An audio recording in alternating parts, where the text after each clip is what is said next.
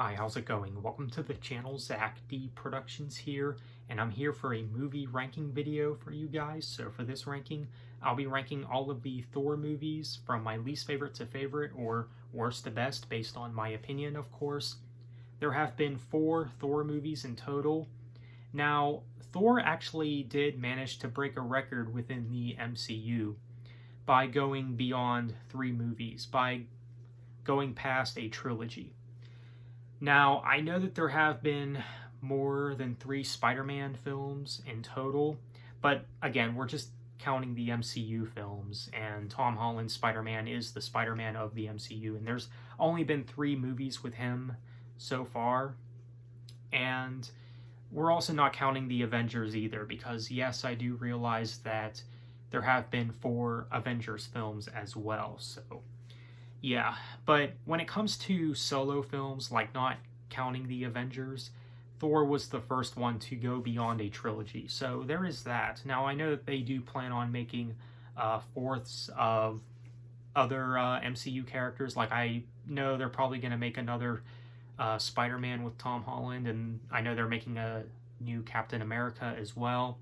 So, yeah, and I'm looking forward to those, of course, but yeah, but Thor was the first one within the MCU to get a 4th movie. So, yeah. Now, I think all the films have been great. Now, some of them are obviously better than others. So, yeah. I do have all of the Thor movies on disc.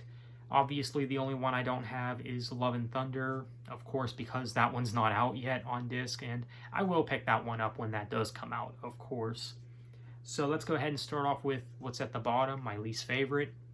Now, my least favorite, I gotta go with the most recent one, Thor Love and Thunder. It's a good movie, but I knew that when I saw it at the theater that it probably is the weakest of the Thor movies. It's a good movie for sure, and the villain in this one is Gore, and you know what? Pretty intriguing villain, especially with his introduction and things like that. He's played by Christian Bale, which is pretty interesting. Now, the humor in this movie is kind of hit or miss.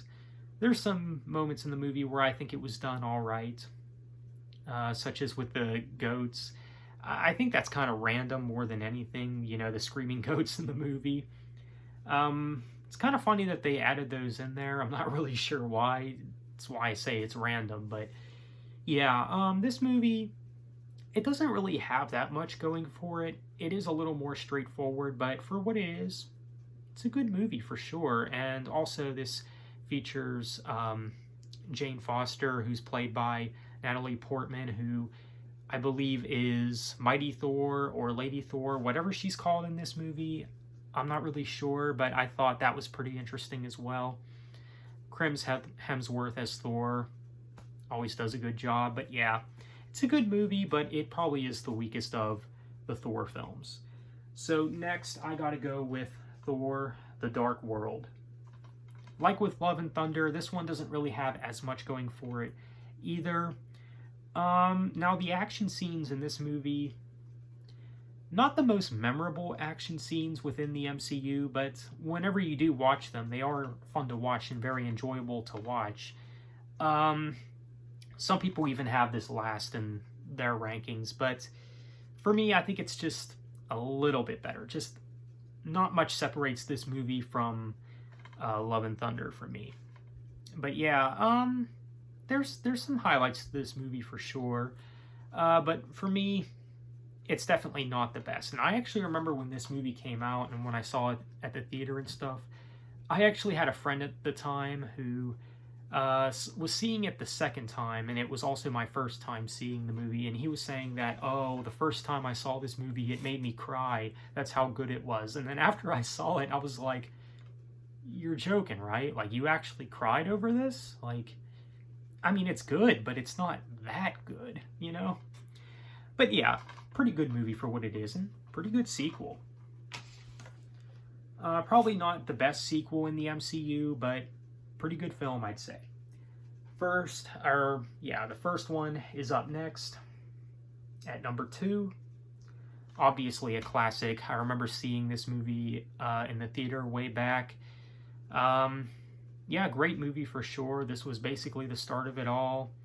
Uh, it's the first one with, of course, Thor and Loki battling it out, and yeah, the emotional scenes, pretty intriguing as well. And I may have to go back and rewatch this one because it's actually been a long time since I've seen this one. And yeah, his introduction and things like that, it's done very decently, I'd say. So yeah, the first Thor movie, some people might even place it at the top as their favorite, and if so, that's totally fine with me. I mean, I really can't argue with that. There was a time where this actually was my favorite, but that's kind of changed over time. But still, there's no denying the fact that this is a really great film for sure. Now, would I say it's one of the best MCU films? Probably not, but for what it is, it's a good movie for sure. So yeah, the first Thor, it's a good one. But at the top is my favorite, Thor Ragnarok. And I know that a lot of fans say that this is their favorite as well. Some people even say that this was the only good Thor movie, which I definitely don't agree with. But I do understand why some people place this at the top. And after seeing it, yeah, I can definitely see why. And it's actually my favorite Thor movie. So yeah, there's a lot to like about this movie. The action scenes are fun to watch, especially when Thor is fighting Hulk in that arena. And the villain in this one, I can't remember her name. She's Thor's sister or something like that. Intriguing villain for sure.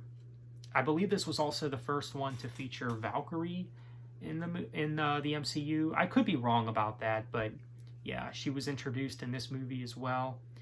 But yeah, I just really like also how the visuals are in this film. Like, even visually, it's a really good looking film with all the different colors and things like that in this movie. It's just really good. And also the way that the scenes are done as well.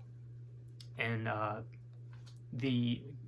some of the cuts in this movie, I think it's spot on actually. So yeah, Thor Ragnarok, I'd say it's the best of the Thor films. Definitely a great movie. Well, there you have it. That's my ranking of the Thor movies. Let me know what you guys think. Do you like the Thor movies, and how would you rank them? Feel free to let me know. So on that note, thank you for watching. Have a nice day. Take care.